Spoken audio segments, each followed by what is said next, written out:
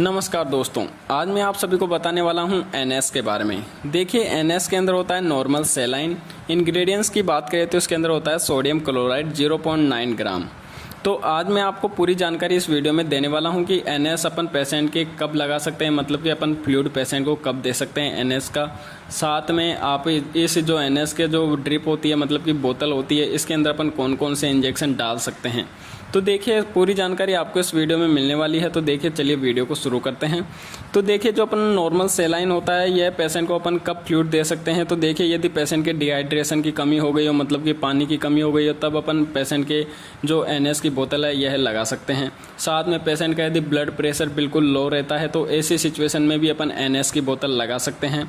साथ में देखिए, जो एनएस है यह डाइल्यूट करने में भी काफ़ी अच्छी मदद करता है। कई बार ऐसा होता है कि जो इंजेक्शन वगैरह होते हैं अपन उन्हें नॉर्मली आईवी स्टेट नहीं लगा सकते, डाइल्यूट करने के बाद में अपन स्लोली लगा सकते हैं, तो एनएस तब भी उपयोग में ली जाती है। साथ में देखिए, यदि कोई मान लीजिए पेशेंट है, उसके घाव वगैरह हो गए हैं, चोट वगैरह आ गई है, तो इस प्रकार की समस्याओं में उसके घाव को साफ करने में भी अपन एनएस का ही उपयोग करते हैं। अब अपन बात कर लेते हैं कि ये जो इंजेक्शन है, मतलब कि जो ये नॉर्मल सेलाइन है, एनएस है, इसके अंदर अपन कौन कौन से इंजेक्शन डाल सकते हैं। तो देखिए, सबसे पहले अपन मल्टीविटामिन इंजेक्शनों के बारे में बात कर लेते हैं। देखिए, मैं आपको पूरी जानकारी देने वाला हूं, तो यार यदि आपको नॉलेज मिले तो यार लाइक भी कर देना। तो सबसे पहले अपन इंजेक्शन की बात करें तो आप जो एनएस की बोतल है उसके अंदर पोलिवियन इंजेक्शन डाल सकते हैं। जो पोलिवियन इंजेक्शन है, इसके अंदर बी कॉम्प्लेक्स के साथ विटामिन B12 आता है। देखिए, फिर अपन जो और भी इंजेक्शन की बात करें तो अपन न्यूरोकाइंड गोल्ड के नाम से आता है। तो यदि पेशेंट को नॉर्मली इसके अंदर मिथाइल कोबालामिन निकोटिनमाइड होता है, तो यदि पेशेंट को घबराहट हो रही है, चक्कर आ रहे हैं, साथ में उसके हाथ पैरों में झुंझुनाहट वगैरह हो रही है, तो ऐसी सिचुएशन में अपन न्यूरोकाइंड गोल्ड इंजेक्शन का उपयोग करते हैं। तो देखिए, यदि पेशेंट को ये सारी समस्याएं हो रही है तो आप एनएस की बोतल में न्यूरोकाइंड गोल्ड इंजेक्शन डाल सकते हैं। नॉर्मली पोलिवियन इंजेक्शन या एनवीएम इंजेक्शन मल्टीविटामिन है, तो पेशेंट को थकान होना, कमजोरी होना, चक्कर आना, तो इस प्रकार की समस्याओं में उपयोग में लिया जाता है। और जो न्यूरोकाइंड गोल्ड इंजेक्शन है, यह पेशेंट को नॉर्मली थकान, खून की कमी, कमजोरी या फिर उसकी नसों के अंदर झंझनाहट जैसी समस्याएं होना, इस प्रकार की समस्याओं में उपयोग में लिए जाते हैं। तो ये मल्टीविटामिन इंजेक्शन है जो कि आप नॉर्मली एनएस की बोतल में डाल सकते हैं। देखिए, एक इंजेक्शन सिर्फ एक बोतल में डालना होता है। आप ऐसा नहीं कि पोलिवियन भी एक ही बोतल में डाल रहे हो, एनबीएन भी एक ही बोतल में डाल रहे हो और न्यूरोकाइंड गोल्ड भी एक ही बोतल में डाल रहे हो। ऐसा करोगे तो पेशेंट को सीरियस हो सकता है, एलर्जिक समस्याएं, उसकी बीपी पल्स डाउन हो सकती है। तो ऐसा आप बिल्कुल भी नहीं करें। नेक्स्ट अपन बात करें जो कि अपने एंटीबायोटिक इंजेक्शन होते हैं डाइल्यूट करने वाले, जैसे कि अमोक्सिक्लेव हो गया, सेप्ट्राजोन हो गया, मोनोसेप वगैरह। तो ऐसे जो इंजेक्शन जिनके अंदर स्टेरॉइड वाटर आता है, तो ऐसे इंजेक्शनों को अपन एनएस के अंदर नॉर्मली लगा सकते हैं। जो एंटीबायोटिक इंजेक्शन होते हैं जिनके साथ मिक्सिंग करने के लिए नॉर्मल सेलाइन, मतलब कि स्टेरॉइड वाटर के साथ में बोतल आती है, जो इंजेक्शन होते हैं पाउडर फॉर्म में होते हैं, फिर अपन इनको डाइल्यूट करके लगाते हैं। तो मिक्सिंग करके अपन जो नॉर्मली एनएस की बोतल में ही लगाते हैं। तो आप जो एंटीबायोटिक इंजेक्शन होते हैं उन्हें आप एनएस की बोतल में डाल सकते हैं, जैसे कि अमोक्सिक्लेव हो गया, अपना मोनोसेप हो गया, और भी कई सारे इंजेक्शन होते हैं जो एंटीबायोटिक इंजेक्शन है, सारे के सारे ज़्यादा कॉमनली अपन एनएस की बोतल में ही लगाते हैं।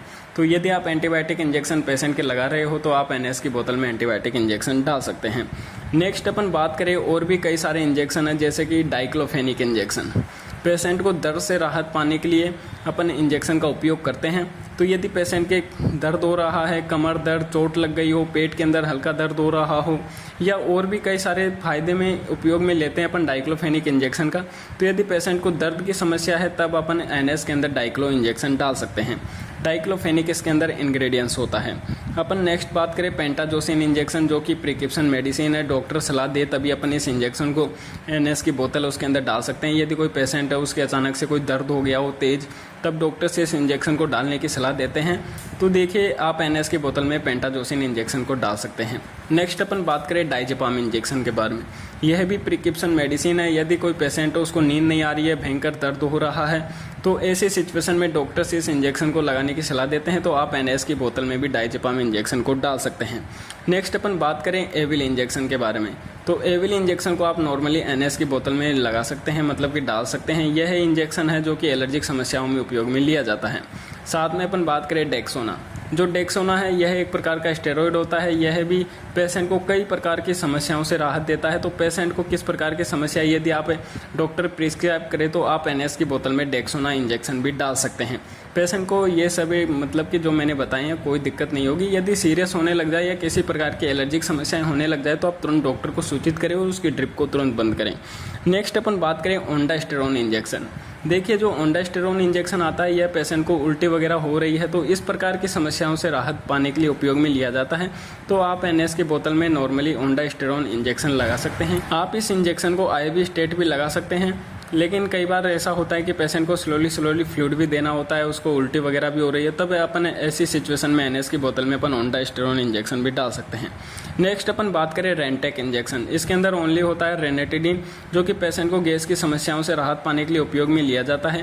तो नॉर्मली कंडीशन में अपन NS के अंदर रेनेटिडिन इंजेक्शन भी डाल सकते हैं। पेशेंट को गैस की समस्याएं हो रही है उससे राहत पाने के लिए इस इंजेक्शन को अपन नॉर्मली NS की बोतल में डाल सकते हैं।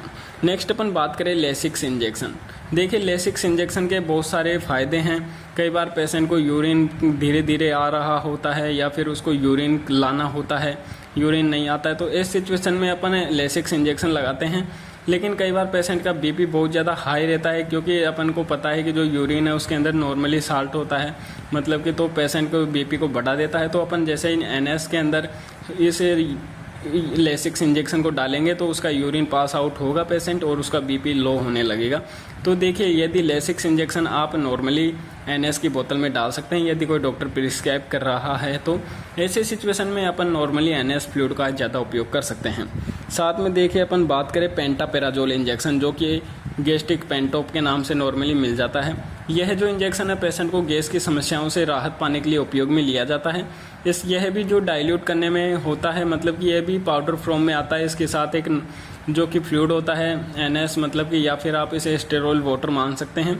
तो यह जो इंजेक्शन आप कॉम्बिनेशन का होता है, मतलब कि इसके साथ स्टेरॉल वाटर आता है, साथ में पाउडर फॉर्म में आता है। तो आप इस इंजेक्शन को भी NS की बोतल में डाल सकते हैं।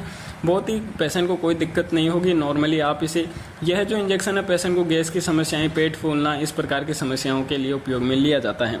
नेक्स्ट अपन बात करें, देखिए आयरन सुक्रोज के इंजेक्शन हो गया।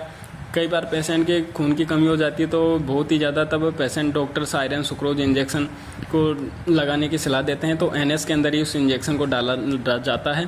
तो यदि कोई पेशेंट है उसको आयरन सुक्रोज का इंजेक्शन देना हो तो आप NS की बोतल में उस इंजेक्शन को डाल सकते हैं।